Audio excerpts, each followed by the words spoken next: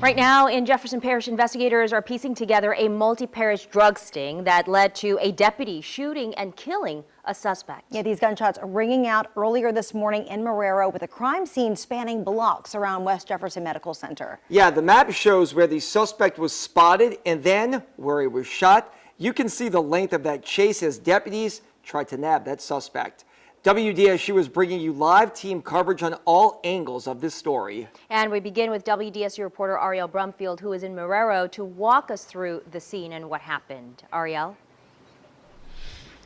Well, you guys, that person that was actually shot by a deputy did die from their gunshot wound at UMC, but we're told it all started when that individual was trying to get away from deputies here on 10th and Medical Center Drive when they were shot. Now, this incident happened around 10:30 this morning. We talked to Sheriff Joe Lopinto, and he tells us that the narcotics investigators were working the area when they came in contact with the individual.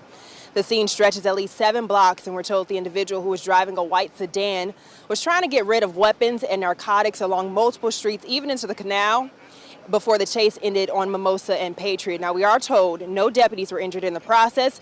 We did see several bullet casings along the street as well.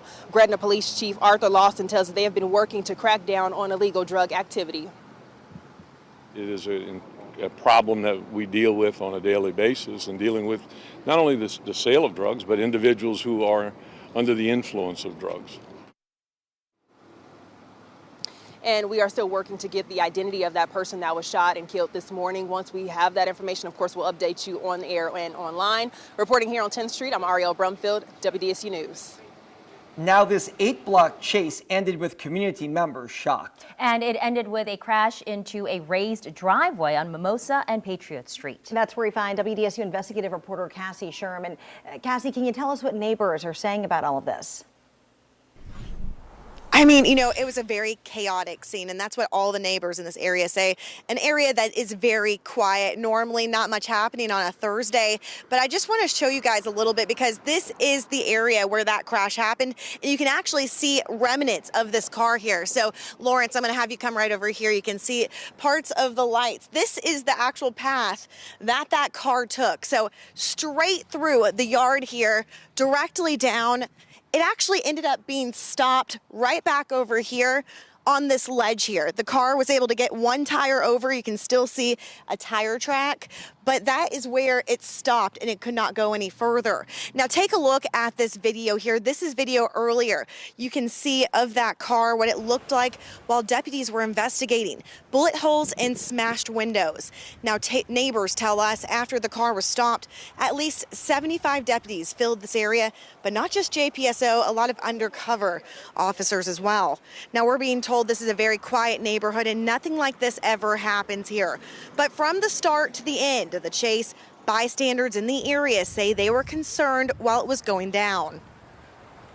I live at the apartments wine open, and we was standing out there with a couple of neighbors and heard a bunch of shots go off, about 6, 7 shots, and a lot of cars passing fast.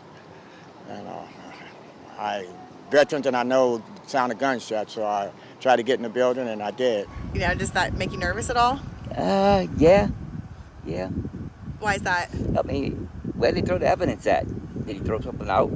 You know, I don't know. So that crash ended right back behind me here. And you guys, I just want to show you guys the neighborhood. A lot of houses, a lot of nice neighborhood houses in this area. A lot of cameras in this area as well. And unfortunately, a lot of the neighbors in the area have been telling us that they're not allowed to give us that information or that video, so we can't see what it is, because they say they're being told by law enforcement that they cannot give it to the media. So unfortunately, guys, we have not seen the video of exactly what happened even after that accident. So as soon as we get more information, I'll make sure to keep you guys up to date. Reporting here in Marrero, I'm Cassie Sherm, WDSU Investigates.